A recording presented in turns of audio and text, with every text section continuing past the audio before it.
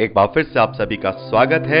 हम अध्ययन कर रहे हैं निर्गमन की पुस्तक का और अब समय है कि हम उसके 9वें अध्याय 8वें वचन से आगे का अध्ययन करें। यहाँ 8वें वचन से लेकर जब हम 12वें वचन तक पढ़ते हैं तो यहाँ पर परमेश्वर के द्वारा मिस्रियों को छठी विपत्ति दी गई है और ये छठी विपत्ति फफोलों और फोड़ों को निकलना है। यहाँ पर लिखा है, फिर यहोवा ने मूसा और हारून से कहा, तुम दोनों भट्टी में से एक मुट्ठी राख ले लो और मूसा और फिरौन के सामने आकाश की ओर उड़ा दो। तब वे सूक्ष्म धूल होकर सारे मिस्र में मनुष्यों और पशुओं दोनों पर फफोले और फोड़े बन जाएंगी। इसलिए वे भट्टी के राख को लेकर फिरौन के सामने खड़े हुए और मूसा ने आकाश की ओर उड़ा दिया और वे मनुष्यों और पशुओं दोनों पर फफोले और फोड़े बन गए। तो मेरे प्यारे बहनों, यहाँ पर हम देखते हैं कि उन फोड़ों के कारण जादूगर मूसा के सामने खड़े ना रह सके, क्योंकि वह फोड़े जैसे सब मिस्रियों के वैसे ही जादूगरों के भी निकले थे। यानी कि अब जादूगरों का सारा जादू जो है यहाँ पे फेल हो गया है। अब शैतान की सारी जादूगरी जो उसकी दिखाई जा रही थी वो यहाँ फेल हो गई। अब वो खुद जादूगर उन फोड़ों से, उन फफोलों से पीड़ित हो गए हैं। तो यहाँ हम देखते हैं, तब यहोवा ने फिरौन के मन को कठोर कर दिया। यानी कि अभी परमेश्वर को और भी विपत्तियां डालनी है, क्योंकि यहाँ पर परमेश्वर ने जो फोड़ों और फफोलों की विपत्ति मिस्र को दी है वो उनकी जो हम कहेंगे देवी है, जिसका नाम सेखमत है, उसे मेडिसन की देवी कहा जाता है, यानी कि औषधि की देवी कहा जाता है। और एक और देवी है जिसे हम कोई तो लोग उसे सेरापिस कहते हैं, कोई उसे आइसिस भी कहते हैं और कोई लोग उसे हिमहोतेप भी कहते हैं, लेकिन हम ज्यादातर देखते हैं आइसिस के नाम से और सेरापिस के नाम से उस देवी को देखते हैं। ये देवी चंगाई की देवी है। यानी कि एक देवी सेखमत जो कि मेडिसन की देवी है, औषधि की देवी है, और एक देवी आइसिस या कहें सेरापेसिस, वो उनकी चंगाई की देवी है। और ये अटैक परमेश्वर ने उन जो शैतान की द्वारा बनाई हुई जो उनकी मान्यताएं थी उन पर डाली कि देखो तुम्हारी देवी, तुम्हारी देवताएं, तुम्हारे जितने भी तुम्हारी मान्यताएं हैं वो तुम्हें नहीं बचा पा रहे हैं। मैं सर्वशक्तिमान परमेश्वर हूँ, मेरी ओर फिरो और मुझे देखो। तो यहाँ पर हम देखते हैं इस प्रकार से छठी विपत्ति फोड़ों और फफोलों के रूप में आती है, जो कि उनके इन देवियों पर भी अटैक करती है। आगे हम देखते हैं 7वीं विपत्ति ओलों की वर्षा देखते हैं। 13वें वचन से लेकर के हम 35वें वचन तक इसको पढ़ते हैं। यहाँ पर परमेश्वर ने ओलों की वर्षा की है। यहाँ पर लिखा है, फिर यहोवा ने मूसा से कहा, सवेरे उठकर फिरौन के सामने खड़ा हो और उससे कहे, हिब्रियों के परमेश्वर यहोवा इस प्रकार कहता है, मेरी प्रजा के लोगों को जाने दे ताकि वे मेरी उपासना करें, नहीं तो अब की बार मैं तुझ पर और तेरे कर्मचारियों और तेरी प्रजा पर सब प्रकार की विपत्तियां डालूंगा, जिससे तू जान ले कि पृथ्वी पर मेरे तुल्य कोई दूसरा नहीं। मैंने तो अभी हाथ बढ़ाकर तुझे और तेरी प्रजा को मरी से मारा होता और पृथ्वी पर से तेरा सत्यानाश हो गया होता, लेकिन सचमुच मैंने इस कारण तुझे बनाए रखा कि मैं तुझे अपनी सामर्थ्य दिखाऊं और अपना नाम सारी पृथ्वी पर प्रसिद्ध करूं। इस वचन को आप यहाँ पर हम जो इतनी देर से बात कर रहे हैं इसी वचन के अनुसार कर रहे हैं कि यहाँ पर परमेश्वर कहता है कि अब तक तो मैं तुझे खत्म कर देता, इतनी विपत्तियां डालता कि तू और तेरी प्रजा पूरी नष्ट हो जाती, लेकिन मैं चाहता हूं कि मैं तुझे अपनी सामर्थ्य दिखाऊं, पूरी पृथ्वी को अपनी सामर्थ्य दिखाऊं, ताकि अपना नाम सारी पृथ्वी पर प्रसिद्ध करूं। क्या तू अब मेरी प्रजा के सामने अपने आप को बड़ा समझता है और उन्हें जाने नहीं देता? सुन, कल मैं इसी समय ऐसी भारी भारी ओले बरसाऊंगा जिसके तुल्य मिस्र की नींव पड़ने के दिन से लेकर अब तक कभी नहीं पड़े हैं। यानी कि इतने बड़े बड़े ओले मैं यहाँ पर जो एक विपत्ति के रूप में यहाँ डालने वाला हूँ। इसलिए अब लोगों को भेजकर अपने पशुओं को और मैदान में जो कुछ है उसे सब फुर्ती से आड़ में छिपा ले, नहीं तो जितने मनुष्य या पशु मैदान में रहें और घर में इकट्ठा न किए जाएं, उन सब पर ओले गिरेंगे और वे मर जाएंगे। इसलिए फिरौन के कर्मचारियों में से जो लोग यहोवा का वचन का भय मानते थे, उन्होंने अपने सेवकों और पशुओं को घर में हाँक दिया, पर जिन्होंने यहोवा के वचन पर मन न लगाया, उन्होंने अपने सेवकों और पशुओं को मैदान में रहने दिया।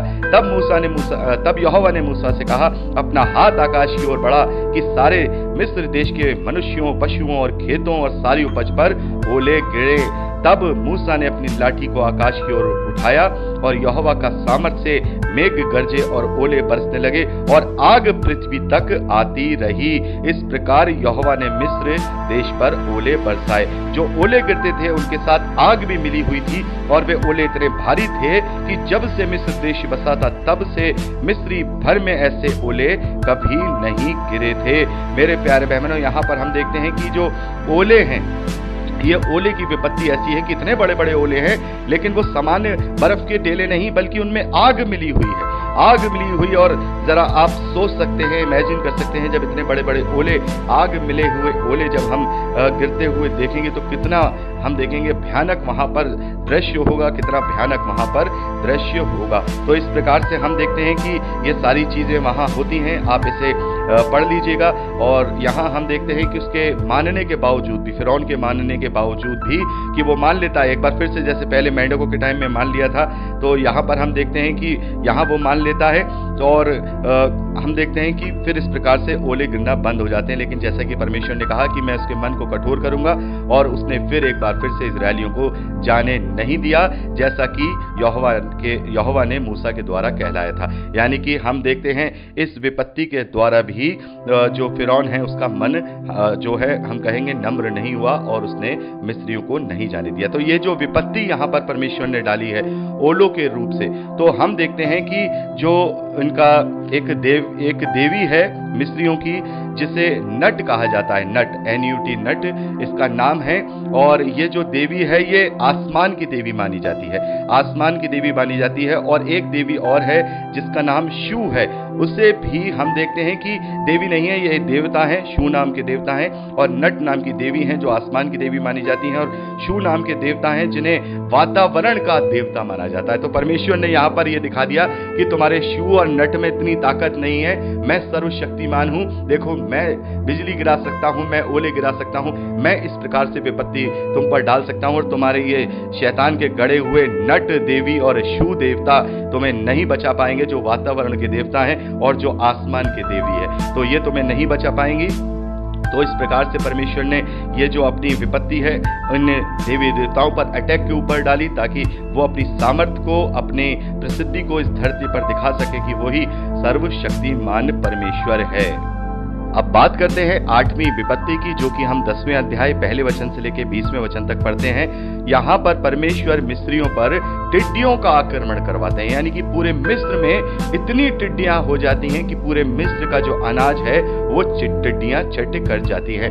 मेरे प्यारे बहनों, ये जो टिड्डियां होती हैं इनका जो आहार होता है, ये बड़े बड़े झुंड में चलती हैं और किसी भी खेत में अगर ये छा जाए तो वहां का अनाज ये मिनटों में चट कर देती हैं। तो यहाँ पर परमेश्वर ने यहाँ उनके अनाजों पर, उनकी फसलों पर ऐसा टिड्डियों का आक्रमण कराया कि जितने भी वृक्ष थे, जितने भी फसलें थी, मैदान थे, वो सब उनमें भर गए, और उन सब टिड्डियों ने उन सब की जितनी भी अनाज वगैरह था वो सब चट कर दिया। और हम देखते हैं कि फिरौन इससे घबरा गया। फिरौन ने घबरा करके यहाँ पर मूसा और हारून से कहा कि इस बार तू हमें क्षमा कर दे और अपने परमेश्वर यहोवा से विनती कर कि हमारे ऊपर से इस मृत्यु को दूर करे। तब मूसा ने फिरौन के पास से निकलकर यहोवा से विनती की। तब यहोवा ने बहुत प्रचंड पश्चिमी हवा बहाकर टिड्डियों को उड़ाकर लाल समुद्र में डाल दिया और मिस्र में एक भी टिड्डी ना रह गई। तो मेरे प्यारे बहनों, यहाँ पर हम देखते हैं कि ये टिड्डियों का अटैक मिस्र के ऊपर हुआ। और अभी हमने 7वां जो हमने विपत्ति देखी, या हम कहें ओलों की वर्षा देखी, तो टिड्डियों का आक्रमण और ओलों की वर्षा, इसके विषय में हम प्रकाशित वाक्य में भी पढ़ते हैं। और जो नवी विपत्ति है, अंधकार की विपत्ति, ये भी हम प्रकाशित वाक्य में देखते हैं कि उस एंटी क्राइस्ट के शहर में अंधकार छा गया। और जो हम आखिरी 10वीं विपत्ति है, पहलौठों की मृत्यु की चेतावनी, इसको भी हम देखते हैं कि मनुष्यों को बहुत ज्यादा हानि अंत के दिनों में होगी। हम देखते हैं कि 1/4 पहले मनुष्यों की हानि होगी, फिर 1/3 मनुष्यों की हानि होगी, जो कि हम प्रकाशित वाक्य में पढ़ सकते हैं। बहुत सारे लोग इन विपत्तियों को अंत के दिनों से भी जोड़ते हैं, लेकिन हम देखते हैं ये सब परमेश्वर के प्रकोप हैं। ये तब भी मिस्रियों पर डाले गए और आगे चल के उन लोगों पर डाले जाएंगे जो परमेश्वर के विरोध में हैं। कुछ सिमिलर इसी प्रकार के विपत्तियों को हम आगे चल के देखेंगे। तो यहाँ पर हम देखते हैं इस प्रकार से टिड्डियों का आक्रमण होता है और उसके बावजूद कि फिरौन कहता है कि मैं अब तुम्हें जाने दूंगा, लेकिन जैसा परमेश्वर ने कहा कि उसका मन कठोर रहेगा जब तक कि पूरी 10 विपत्तियां नहीं हो जाएंगी, तब तक उसका मन कठोर रहेगा। और इसी प्रकार से फिर से फिरौन ने उन्हें जाने नहीं दिया। तो मेरे प्यारे भाई बहनों, ये विपत्ति तो मिस्रियों पर पड़ी, लेकिन ये अटैक जो है उनकी एक देवी जिनका नाम हम देखते हैं जो सराफिया है, सराफिया जिसे बोलते हैं, सराफिया देवी हैं।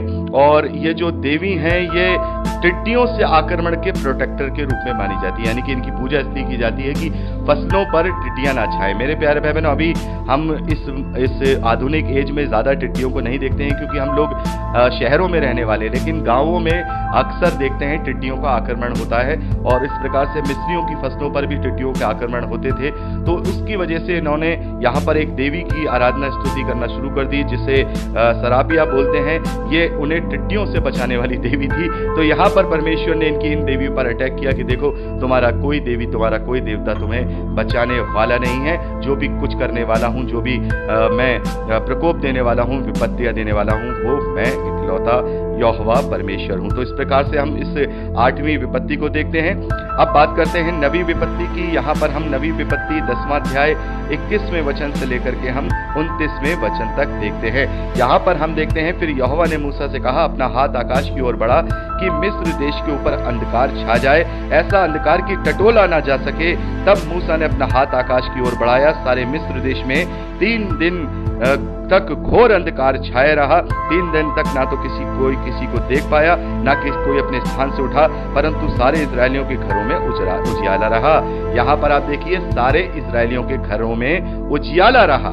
मेरे प्यारे बहनों, यहाँ पर हम देखते हैं कि परमेश्वर ने जब भी अपनी विपत्ति इस धरती पर डाली है तो अपने लोगों को बचाया है। और जैसा कि आजकल जो विपत्तियां चल रही हैं, लोग बहुत घबरा रहे हैं, लोग बहुत परेशान हैं।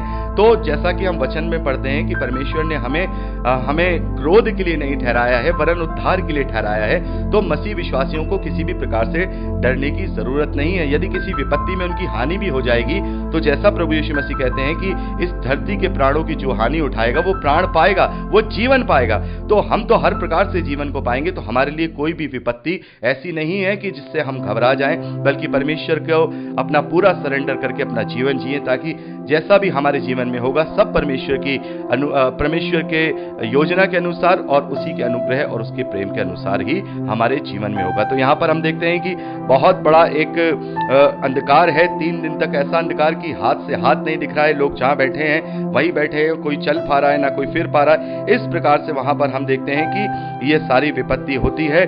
24वें वचन से लेकर 29वें वचन तक हम देखते हैं कि जब ये विपत्ति फिरौन और मिस्र पर पड़ी तो फिरौन इससे डर करके मूसा को बुलाता है और मान जाता है कि भाई तुम अपने लोगों को ले यहाँ से लेकर के चले जाओ, लेकिन अपनी भेड़ बकरियां, बैल, गाय, ये सब पशु यहीं रहने दो, बाकी तुम अपना अकेले जा सकते हो। तो मूसा उसे जवाब देता है कि नहीं, हमें अपने पशु, बैल, बकरी, भेड़, बकरी सब लेके जाना होगा, क्योंकि हमें उन्हें मेल बलि चढ़ाना है, हमें उन्हें बलि करके चढ़ाना है। और हम ये भी नहीं जानते हैं कि हमें किस किस चीज की हमारे सामान में से जरूरत होगी।